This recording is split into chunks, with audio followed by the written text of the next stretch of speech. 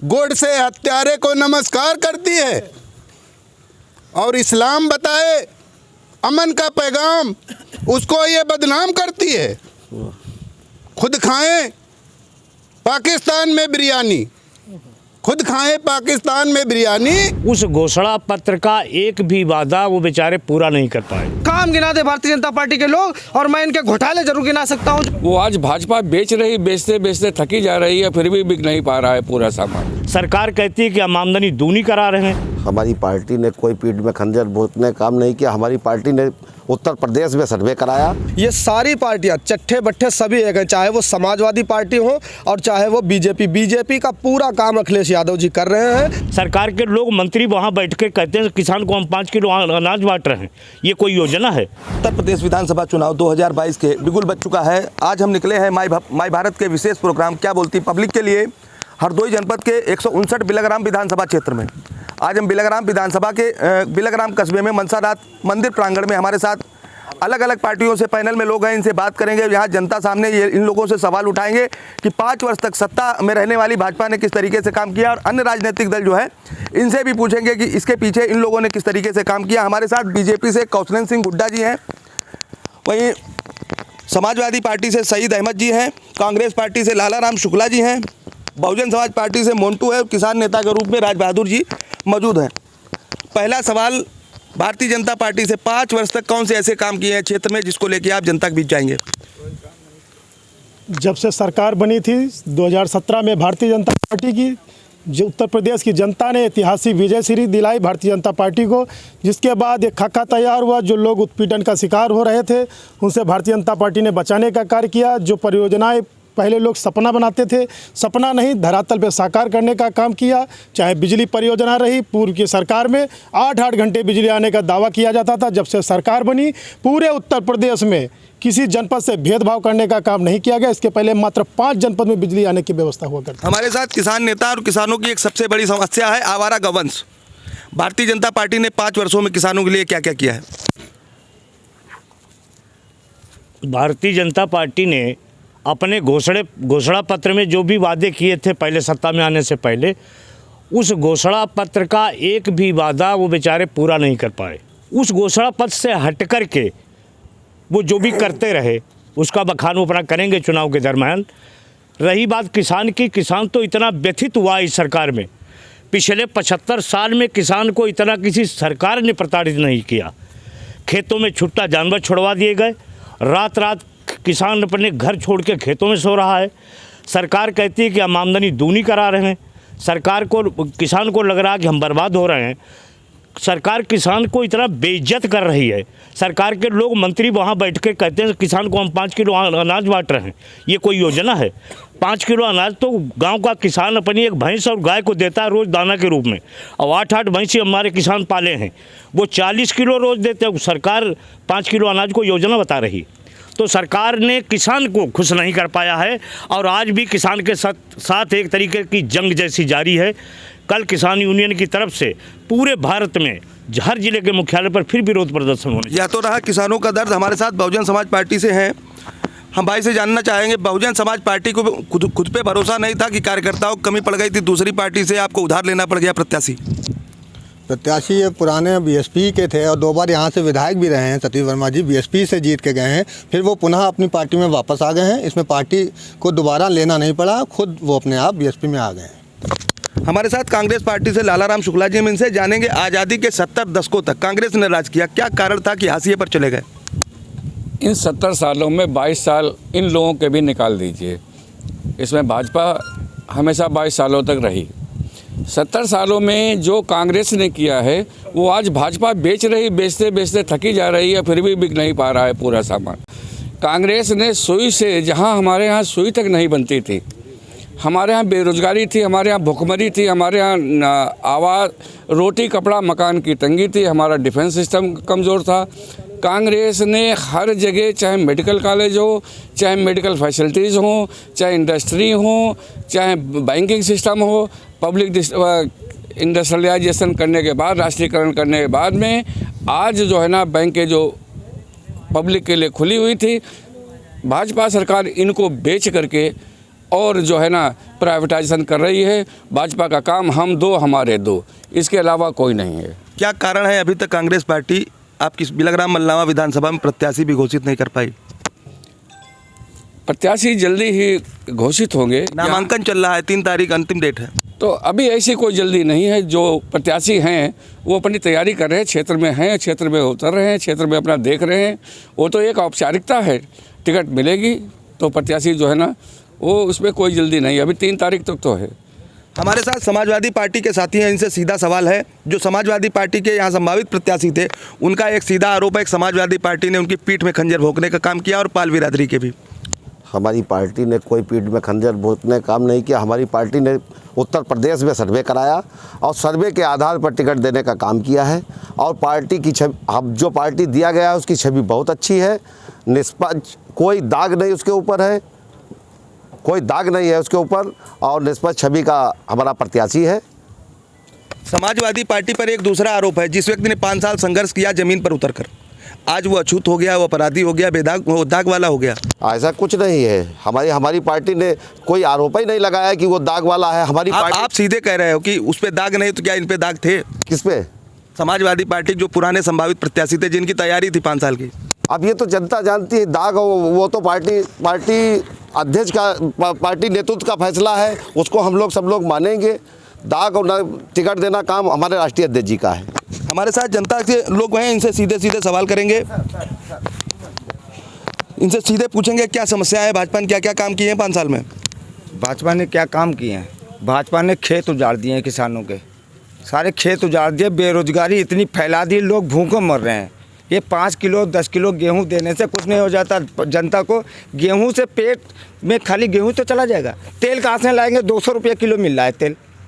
अब दालें बढ़ गई 200 रुपया किलो, 180 रुपया किलो, पेट्रोल 100 रुपया, डीजल 95 रुपया। जब हमारी सरकार मायावती थी उस वक्त में हर चीज़ का दाम एक सीमित था, जनता खुशहाल थी। इनका सीधे सवाल है भाजपा के साथी से, महंगाई चरम पर है, गेहूं से पेट भरा जा सकता है, बाकी ज़रूरतें कैसे पूरी होंगी? सारी ज़रूरतें पे गेहूं, तेल, नमक तक सरकार देने का काम कर रही है। जिन लोगों के पूर्व की सरकारें रहीं, कोटा लोग बंटने की रास्ता देखते थे कि 1 महीना बटेगा, 3 महीने कोटा नहीं बटेगा। इस समय योगी जी के शासनकाल में 1 महीने में 2 बार राशन वितरण का कार्य ईमानदारी के साथ करवाने का कार्य किया जा रहा है। हमारे साथ अन्य साथी भी हैं, हम इनसे भी पूछेंगे, भाई कितना काम हुआ है 5 सालों में? विधायक जी मिले कभी? विधायक जी कभी नहीं मिले। कभी कोई काम यहाँ क्या काम हुआ 5 साल में? कुछ नहीं, कोई काम नहीं। इनकी भाजपा से सीधे नाराजगी आ रहे हैं आपके पास फिर जवाब मांगने। जी भाई, यहाँ इस विधानसभा में जो ज़मीनी आदमी है वो भाजपा ने भी तो उस पर बहुत अत्याचार किया, वो है सुभाष पाल, और सुभाष पाल ही इस विधानसभा से प्रत्याशी और विधायक बनेंगे। और जनता में इतनी नाराज़गी है, ये सारी पार्टियां चट्ठे बट्ठे सभी एक हैं, चाहे वो समाजवादी पार्टी हो और चाहे वो बीजेपी का पूरा काम अखिलेश यादव जी कर रहे हैं। और शायद हमारे ख्याल से 100 सीटों के अंदर ही अखिलेश यादव जी समट के आ रहे हैं। सारी सीटें समाजवादी पार्टी की निकल रही हैं। एक आदमी को धोखा देने के चक्कर में उन्होंने 8 सीटें अपनी गंवा ली। 8 सुभाष पाल पर भाजपा का सीधे अत्याचार का आरोप। कोई अत्याचार नहीं है। भारतीय जनता पार्टी ने जो लोग गलत कार्यों में संलिप्त थे उन पर कार्रवाई कराने का काम किया है प्रदेश में। इनका जैसे आरोप है सुभाष पाल जी के अलावा उत्तर प्रदेश में चाहे मुख्तार अंसारी रहे हो, चाहे अतीक अहमद रहे हो, जिसने भी गलत कार्य किया, बाबा जी का बुलडोजर उस पर चलने का काम किया। हमारे साथ समाजवादी पार्टी के साथी हैं, इनसे भी एक जवाब ले लेते हैं। जनता का सीधे सवाल है, सुभाष पाल के साथ जो हुआ वो ठीक नहीं हुआ, नाराज़गी कैसे झेलेंगे? नाराज़गी जनता पार्टी के साथ में है, जनता पार्टी के साथ में है, कोई नाराज़गी नहीं है। जो प्रत्याशी हमारे राष्ट्रीय अध्यक्ष जी ने दिया है उसके साथ में जनता सर जोड़ के खड़ी हुई है। जी, हमारी समाजवादी पार्टी ने बहुत ईमानदार और अच्छा प्रत्याशी दिया है और हमारी 159 बिलग्राम मल्लामा विधानसभा की जनता समाजवादी पार्टी को प्रत्याशी को जिताने का कार्य करेगी और पूर्ण बहुमत से माननीय मुख्यमंत्री श्री अखिलेश यादव जी ही 2022 में बनेंगे। कोई 5 काम समाजवादी पार्टी सरकार की योजनाएं बता दीजिए। समाजवादी पार्टी ने आगरा एक्सप्रेसवे बनवाया, लैपटॉप बांटे, कन्यादान दिया, 10-90 दी, 100 नंबर दी, जो हमारे प्रदेश के मुख्यमंत्री योगी जी ने उसको 112 कर दिया है। और 108 एम्बुलेंस, 102 एम्बुलेंस, निरी योजनाएं हमारे मुख्यमंत्री जी की, उनको गिनाएंगे तो पूरा दिन बीत जाएगा। इसलिए जनता पूर्ण बहुमत से अखिलेश यादव जी के साथ है, पूर्ण बहुमत से सरकार बनने जा रही है। 2022 में किसकी सरकार? 2022 में जो है उसकी सरकार बनेगी जो गरीबों को देखेगा, मज़दूरों को देखेगा, बेरोजगारों को देखेगा, अस्पतालों को देखेगा, सड़कों को देखेगा, उसकी सरकार बनेगी। उनकी सरकार नहीं बनेगी कि जो भाई भाई को जुदा कर देगा। ये आरोप का आपका भाजपा पे माना जाए? नहीं, बिल्कुल सही बात है। हम इसलिए कहते हैं कि भाजपा कहती है सबका विकास, सबका साथ, सबका विश्वास। उसी पे हमने 2 पंक्तियां लिखी हैं। भाजपा जो है गरीबों, मजदूरों, किसानों पे एहसान करती है, आंखें निकाल लेती है, चश्मा दान करती है, चश्मा दान करती है। अशफाकुल्ला खां चूमे फांसी का फंदा, गोड से हत्यारे को नमस्कार करती है। और इस्लाम बताए अमन का पैगाम, उसको ये बदनाम करती है। खुद खाएं पाकिस्तान में बिरयानी, खुद खाएं पाकिस्तान में बिरयानी, और अरब देशों को करे सलाम, अरब देशों को करे सलाम, खुद चढ़ाएं जिन्ना की मजार पे चादर, और वीर अब्दुल हमीद को करे बदनाम। भारतीय जनता पार्टी पर फिर सीधे एक सवाल, बंटवारे की बात, भाई भाई को बांटने का आरोप। कोई बांटने का आरोप नहीं है। जब से 2014 में नरेंद्र मोदी जी के नेतृत्व में भारतीय जनता पार्टी केंद्र बनी, 2017 में आदित्यनाथ योगी जी ने मोर्चा संभाला उत्तर प्रदेश में, तब से सबका साथ, सबका विश्वास, सबका विकास एक नारा दिया, जिसके मद्देनज़र सबको लाभ हुआ। हमारे नगर में मुस्लिम भाइयों के साथ कोई पक्षपात नहीं है। कम से कम 1700 आवास मुस्लिम बिरादरी को मिला है। अगर कहीं भेदभाव किया जा रहा होता तो आज मुस्लिम भाइयों को छत नसीब ना होते। दूसरी बात, ये आरोप लगा रहे हैं कि अब्दुल हमीद का अपमान किया गया। भारतीय जनता पार्टी ने APJ अब्दुल कलाम को राष्ट्रपति बनाने का काम किया। अन्य पार्टियों ने पुनः, जब भारतीय जनता पार्टी ने कहा राष्ट्रपति बनाया जाए, तब विभिन्न दलों ने उनका रास्ता रोका। भारतीय जनता पार्टी अब्दुल कलाम जी से मुसलमानों का सम्मान करती है, ना कि कसाब जैसे, ना अफजल अंसारी जैसे लोगों का। हमारे साथ किसान साथी भी हैं, इनसे फिर एक बार किसानों की बेसिक समस्याओं पर यहाँ स्थानीय स्तर कुछ काम हुआ 5 सालों में? देखिए, किसानों की बेसिक समस्याएं जो हैं वो ये हैं कि महंगाई के सूचकांक के आधार पर उनकी फसलों के दाम तय किए जाएं। विषय हम बिलग्राम की बात कर रहे हैं, चूंकि ये सब्जी की बेल्ट है, यहाँ आलू की बड़ी पैदावार होती है। मैं बिलग्राम की बात कर रहा हूँ। बिलग्राम की बात करिए। बिलग्राम में तमाम समस्याएं हैं। हमारे गांव का किसान यहाँ जो सब्जी या जो भी उपज लेकर के आता है, कहीं कोई अधिकृत ठिकाना सरकार की तरफ से अभी तक नहीं करवाया पाया गया है। किसानों का शोषण हो रहा है। किसानों के लिए कोई ऐसी व्यवस्था नहीं है। हरदोई हमारा जनपद है, वहाँ की बात तो हम कर सकते हैं। किसान बाज़ार पिछली सरकार का बना वहाँ खड़ा है, उसको छुआ तक नहीं 5 साल से सरकार ने। कृषि विश्वविद्यालय बनाया गया, तैयार खड़ा है, कोई एडमिशन नहीं लिया गया, बल्कि केंद्रीय विद्यालय और किसान विश्वविद्यालय को कोरोना का सेंटर बना के रख दिया।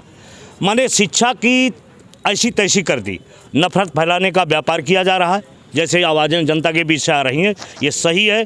किसान को सिर्फ बरगलाया जा रहा है। फिर भाजपा के साथी से एक जवाब, सीधे सवाल है, जवाब। कोई कोरोना जैसी महामारी में मोदी जी और योगी जी के नेतृत्व में जनता के बीच भारतीय जनता पार्टी केवल रही, जो बहुत सारे आवाम ने भी देखा।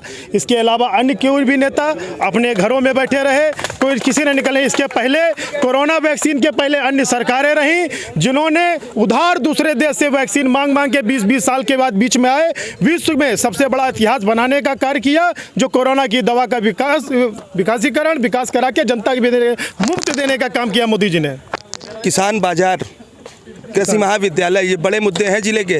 समाजवादी पार्टी सरकार बने, 5 साल तक आपकी सरकार कहाँ रही? नहीं, बने नहीं थे। उनके कार्य में उसका शुरुआत के लिए उन्होंने सपना देखा, नींव रखी गई। सारी बिल्डिंग का कार्य, सारा नियुक्तिकरण भारतीय जनता पार्टी के सरकार में हुआ है। आने वाले समय में वहाँ शिक्षण कार्य भी जल्द से जल्द शुरू होगा। बहुजन समाज पार्टी के साथी से एक सवाल, किन मुद्दों को लेके जाएंगे 5 साल बाद? विकास और बहन जी का जो अच्छा शासन है, जो कानून व्यवस्था है, उस पर हम लोग जा रहे हैं चुनाव के लेकर। और यहाँ पर हमारे जो है 2002 से BSP का ही विधायक रहा है। 2017 में हमारी पार्टी हारी है यहाँ, मगर जो है 2002 से बराबर यहाँ इस सीट पर हमारा BSP का ही विधायक रहा है। 2 बार सतीश वर्मा रहे, 1 बार विजय वर्मा रहे इस सीट पर विधायक। हमारे साथ कांग्रेस से शुक्ला जी हैं। शुक्ला जी, कोई 5 काम ऐसे बताइए विधानसभा क्षेत्र बिलग्राम में जो कांग्रेस की सरकार में हुए हों। इस कांग्रेस सरकार में नंबर 1 हमारे यहाँ से सीधे मेहंदी घाट वाली जो रोड बनी है ये कांग्रेस के सरकार में हुई है। PWD मिनिस्टर अंबार रिजवी जी थे, उनके कार्यकाल में ये हुआ है। राजघाट को राजकीय मेला की दर्जा दिया जाता रहा, जो कि यहाँ से उठा करके वहाँ शिफ्ट हो गया है।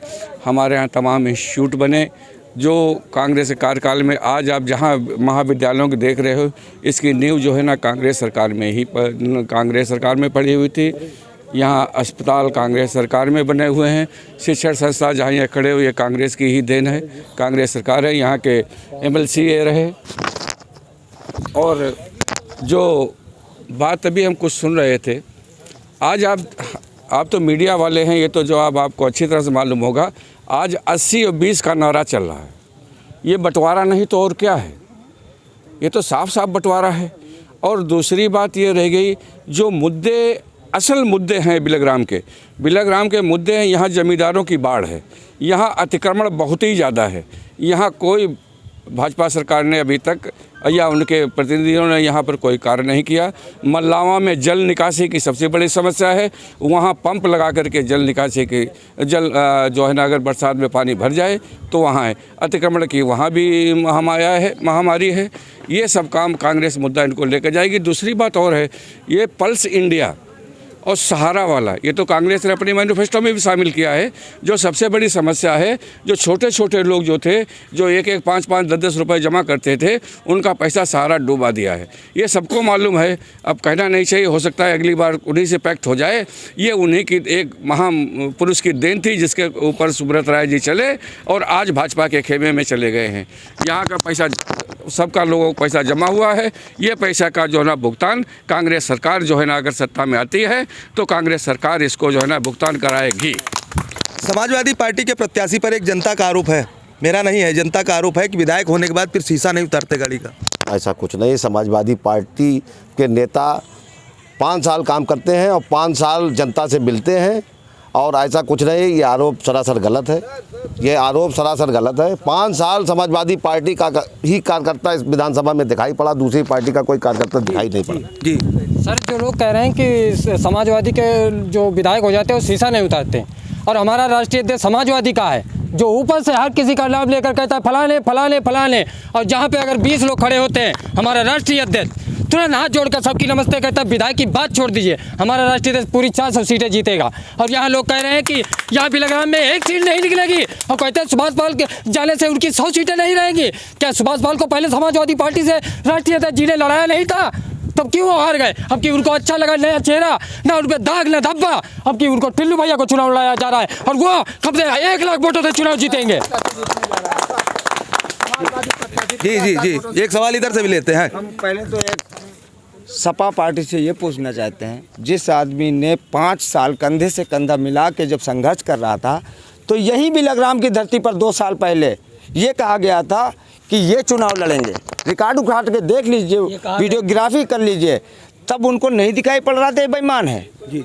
आज उस पर आरोप लगाया जा रहा। दूसरे बीजेपी से भी हमारा एक क्वेश्चन है, उनसे भी पूछ लीजिएगा कि जो कोरोना काल में उन्होंने बसें चलाई थी, उनका कहना है कि बसें चलाई थी, मुझे तो नहीं मिली एक भी बसें। यहाँ लोग पैदल चल चल के किसी की टांग टूट गई, कोई मर गया, कोई रेल के नीचे मर गया।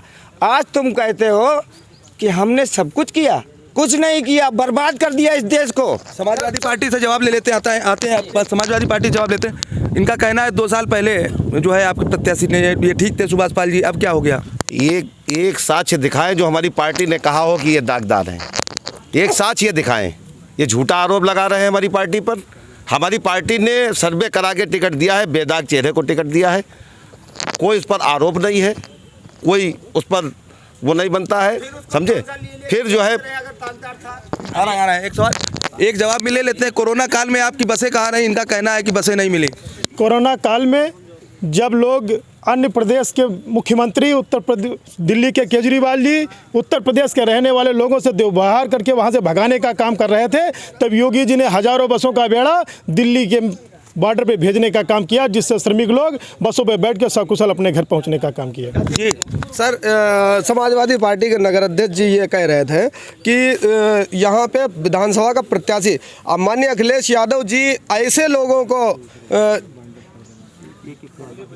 माननीय अखिलेश यादव जी ऐसे लोगों को लगाते हैं जो ज़मीनी नेता होता है, उससे 5 साल मेहनत करवाते हैं और उससे उसकी सारी संपत्ति वगैरह सब कुछ सीज कराने के बाद में उसको आयन मौके पे धोखा देते हैं। इसी तरीके से ताहिर हुसैन सिद्दीकी जो मुस्लिम समाज से आते हैं और उत्तर प्रदेश में सारे मुस्लिम चेहरों को जो है अखिलेश यादव जी ने टिकट नहीं दिया, सिर्फ यूज़ करने का काम किया। यही 159 मल्लामा विधानसभा में जो कि मुस्लिम कम से कम 70,000 के आसपास में आता है, जिन्होंने अपना चेहरा तो नहीं उतारा लेकिन अपना नेता माननीय सुभाष पाल जी को माना और उसको तक अखिलेश यादव जी ने नेता बना टिकट देने का नहीं काम किया। इसलिए पूर्ण बहुमत से तो सरकार आनी ही नहीं। 100 सीटों के जो लोग कह रहे हैं कि सीटें, ये चश्मा उतार दें। सीटें ऐसे लोगों के टिकट काटे गए हैं जो एक सीट नहीं हरा रहे हैं, बाकी पूरे जिले की सारी सीटों पर प्रभाव रखते हैं। चश्मा उतार के देखें और समाजवादी सरकार नहीं बनने वाली है। भाई, सुभाष के समर्थकों का एक सीधा फिर आरोप है आप पर कि आपकी पार्टी के नेता लोगों को पेड़ पर चढ़ा के नीचे काट देते हैं। ऐसा कुछ नहीं है। अब 10-12 लोग टिकट मांग रहे थे, जिसको हमारे राष्ट्रीय अध्यक्ष जी ने अच्छा समझा उसको टिकट दे दिया, और ये भी टिकट बहुत अच्छा टिकट है। हमारी पार्टी इस विधानसभा में जीतने जा रही है और पूर्ण बहुमत से सरकार भी उत्तर प्रदेश में बनने जा रही है। आप देखिए, जो बात ये लोग कह रहे हैं कि टिकट की, समाजवादी पार्टी का एक संवैधानिक तरीका है। जनता से फीडबैक लिया जाता है, जनता फीडबैक देती है, जिसका पॉजिटिव फीडबैक होगा उसको समाजवादी पार्टी टिकट देती है। टिकट किसी के लिए स्पेशल नहीं होती है, जनता चुनती है ना नेता किसी के चुनने से चुना नहीं जाता। रही बात आप ये जो राष्ट्रीय मुद्दे गिनाए जा रहे हैं, वहाँ 5 किलो दे दिया, ये सर्वे नहीं। आप यहाँ आए हैं बैकग्राउंड के बिलग्राम की समस्या सुनिए। समाजवादी सरकार में बिलग्राम में माननीय राष्ट्रीय अध्यक्ष जी ने समाजवादी पार्टी एक ITI दिया, हरदोई को ट्रामा सेंटर दिया, एग्रीकल्चर कॉलेज दिया, मेडिकल कॉलेज दिया, और अभी तक मेडिकल कॉलेज, एग्रीकल्चर कॉलेज और ट्रामा सेंटर वहाँ तक अभी कोई फैसिलिटी चालू नहीं है। बिलग्राम में इन्होंने एक तो कल इनके विधायक ये मैं आपको दिखा रहा हूँ, सॉरी, लेके घूम रहे हैं वो अपना घोषणा पत्र, उसमें ये प्रॉपर कह रहे हैं कि ग्राम ककरा खेड़ा में कछुआ तालाब में सौंदर्यीकरण के लिए हमने पैसा दिया है। मैं पूछता हूं उनसे कि आने वाली सरकार जो आई तो उस सौंदर्यीकरण का लेखा जोखा निकलवा के उसकी जांच करवाएंगे और जो दोषी पाएंगे उन्हें जेल भेजा जाएगा। वहां जाके आप देखिए किस तरीके की व्यवस्था है। और ये कहते हैं कि बिलग्राम में पानी के हमने सप्लाई के लिए टंकियाँ लगवाई और ये करवाया, उसके लिए इन्होंने क्या 2 वाटर प्लांट के लिए 8 करोड़ रुपये का बजट दिखाते हैं। आप बताइए, बेसिकली सोचिए 8 करोड़ रुपए में एक इंडस्ट्री खड़ी हो जाती है छोटी मोटी, और 2 वाटर सप्लाई। ये घोटाले जनता सब जान चुकी है, आने वाले समय में इनको जवाब देगी। भाजपा की योगी सरकार ने भले ही भ्रष्टाचार मुक्त उत्तर प्रदेश की बात की हो, भ्रष्टाचार के सीधे सीधे आपके कारनामे गिना दिए हैं। कोई कारनामा नहीं। 8 करोड़ रुपए का प्रोजेक्ट आया था योगी जी के नेतृत्व में, माननीय आशीष सिंह आसू जी के नेतृत्व में। एक रफैयतगंज में ट्यूबवेल बना है जिसकी पाइपलाइन डालने का काम किया गया, एक ऊपरकोट पे बना है जिसकी पाइपलाइन डाल के एक नया नवनिर्मित ट्यूबवेल बनाने का काम किया गया, एक पानी की टंकी कंजलपुर में बनाने का काम किया गया जिसके साथ पाइपलाइन डाली गई है। किसी को संदेह है तो उसकी जांच करा के RTR के मदद से आप जानकारी मांग सकते हैं। कछुआ तालाब में पैसा निकाल के भ्रष्टाचार, तालाब में कोई पैसा नहीं निकाला गया। कछुआ तालाब में सरकार ने पैसा दिया, उसका सौंदर्यीकरण कराया गया, वहाँ के लोगों ने अव्यवस्था करके उसको उस लायक नहीं रखा, ये उन लोगों की जिम्मेदारी है। विकास कार्य कराया गया, सौंदर्यीकरण हुआ। बालू खनन को लेकर कटरी के क्षेत्र के किसानों की नाराजगी कहाँ ले जाएंगे? कोई बालू खनन 2017 से लेकर 2022 तक कोई राजघाट पे बालू खनन नहीं हुआ। खनन कन्नौज से आ रही है, कुतवापुर में साइड चली, सांडी में साइड चली, राजघाट पे कोई साइड नहीं चली। मिथ्या आरोप है। लो अब क्या कौन खनन चला रहा है? खनन चला रहे हैं राघोपुर में, जिसका पैसा दिया गया शासन को, उसका राजस्व गया। ये मिथ्या आरोप लगाए जा रहे हैं। आपका एक सवाल हो गया, इधर भी बात करनी है जी। किसानों की एक समस्या जो खनन को लेकर थी जी, 5 साल बाद सरकार फिर चुनाव में आई है जी। किन बातों के लेके लोग जाएंगे सरकार, किसानों को क्या जवाब होगा? देखिए, हमारा किसी पार्टी से कोई लगाव नहीं, कोई दुश्मनी नहीं। सारी सरकारें खनन, तालाबों पर कब्जे, ज़मीनों पर कब्जे, छुटपुट सब करते हैं। लेकिन ये बात सही है, जितना बालू खनन हुआ है इस बार हमने इस पर लड़ाई लड़ी है, ऐसा नहीं बोल रहे हैं। यहाँ के तमाम वो किसान जो पीड़ित थे, ठेकेदार यहाँ उठाना चाहिए था, उठा रहा था उनके खेत में। तमाम पीड़ित किसानों को यहाँ के तहसीलदार एसडीएम जब भगा देते थे तो हमारे पास आए, हम उनको लेके यहाँ से डीएम तक लड़ाई लड़ते रहे, लेकिन कहीं कोई सुनवाई नहीं हुई। इससे भी ज़्यादा एक मुद्दा है गरम, राजघाट की पहचान बहुत दूर दूर तक है। तमाम जिलों के लोग राजघाट गंगा नहाने आते हैं। हमारी सरकार के नेताओं ने राजघाट के अस्तित्व को एकदम गिराना और काटना शुरू कर दिया। बेरिया नजीरपुर को राजघाट से ऊपर ले जाने का काम कर रहे हैं। अभी बात चल रही थी कोरोना की, थोड़ा हम कहेंगे पिछली सरकारों में भी जैसे कांग्रेस का ज़माना रहा, चेचक, हैजा, प्लेग, तमाम बड़ी बड़ी महामारियां पहले भी आई। ये तो कुदरत का सिस्टम है। कोरोना इस बार आया, पहले भी टीकाकरण करवाया गया, हमारी बाहों पर सबके छोटे छोटे निशान बने होंगे, लेकिन कभी किसी सरकार ने ये नहीं बताया कि ये कौन करवा रहा। अब हमारे इस सरकार का टीका जो लग रहा है तो उसमें मोदी जी की फ़ोटो लगाई जाती। अब ये समझाया जाता, देखिए इनकी वजह से ये हो रहा है, नहीं तो हो नहीं पाता। अभी कछुआ तालाब की बात आई, ककड़ा खेड़ा फेमस गांव है। कछुआ पालन की वजह से उस नाम का और उभार आया। बड़े बड़े अधिकारी, बड़े बड़े नेता, तमाम लोग देखने के इच्छुक यहाँ आने लगे। उसका थोड़ा बहुत सुंदरीकरण भी हुआ। घोटाला क्या वो उसमें हम नहीं जाना चाहते हैं। अभी इसी सरकार में उस तालाब में हज़ारों कछुआ थे। गांव के लोगों का कभी किसी कछुआ ने कोई नुकसान नहीं किया। गांव के लोगों ने कछुआ को कभी प्रताड़ित भी नहीं किया। ककड़ा खेड़ा दबंग गांव है, वहाँ कोई कंजर कबाड़िया या छोटा मोटा जाकर के कछुआ को नहीं छू सकता, किसी की हिम्मत नहीं। ज़रूर कोई बड़ी शख्सियत ने वहाँ के सारे कछुआ भी पकड़वा लिए हैं, बहुत बड़ा कांड हुआ है, लेकिन हमारी सरकार, हमारे नेता इसको कोई मुद्दा नहीं मानते। हम यहाँ से डीएम तक, यहाँ के और प्रशासनिक अधिकारियों से बैठ बैठ के मंत्रणा होती है, समझा तो वो ये देते गोपनीय। आपका सीधे आप पर फिर एक बार कछुआ तस्करी का आरोप।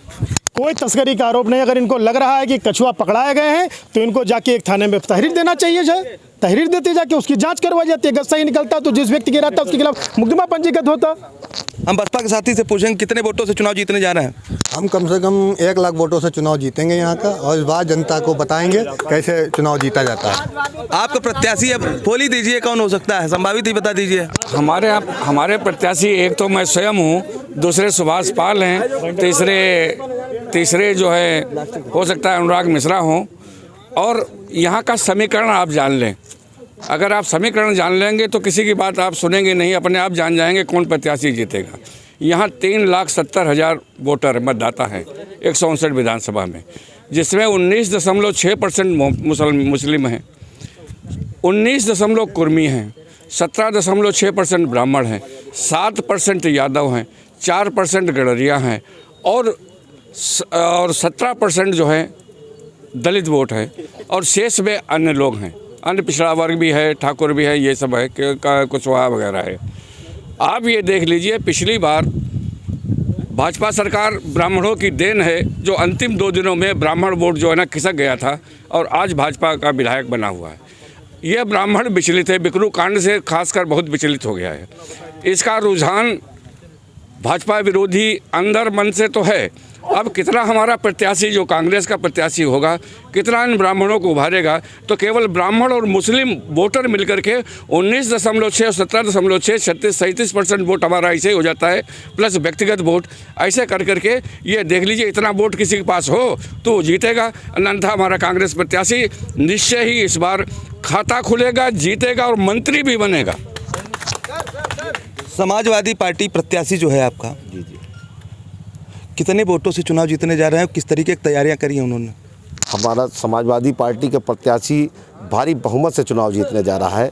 50,000 से कम 50,000 के ज़्यादा वोटों से जीतने जा रहा है। और ये बसपा के और भाजपा के जो प्रत्याशी हैं, ये थाली के एक ही चट्टे बट्टे हैं, क्योंकि पूर्व सांसद माननीय अंजू बाला जी, उनके पति सतीश वर्मा बसपा से टिकट लिया है, और ये भाजपा सपा एक ही थाली के चट्टे बट्टे हैं। ये सपा तो आप ही की है। वो नहीं नहीं नहीं नहीं नहीं बसपा और भाजपा सॉरी बसपा और भाजपा चलिए खैर, चुनावी मौसम में जुबान फिसलने का दौर चलता है, कोई बात नहीं। बसपा और भाजपा। ये थी हमारे साथ बिलग्राम मल्लावा विधानसभा की सम्मानित जनता और अलग अलग दलों से जनप्रतिनिधियों ने बड़ा बेबाकी से जवाब दिए और यहाँ की जनता ने बड़ा बेबाकी से इन लोगों से सवाल उठाए। अब देखने वाला यह होगा 2022 के चुनाव में यहाँ जो विधानसभा के विधायक का चेहरा है वो किसके सर सजेगा, या कहना तो अभी दूर की बात होगी। लेकिन माय भारत के लिए कैमरा पर्सन संतोष के साथ अरविंद तिवारी, हरदोई।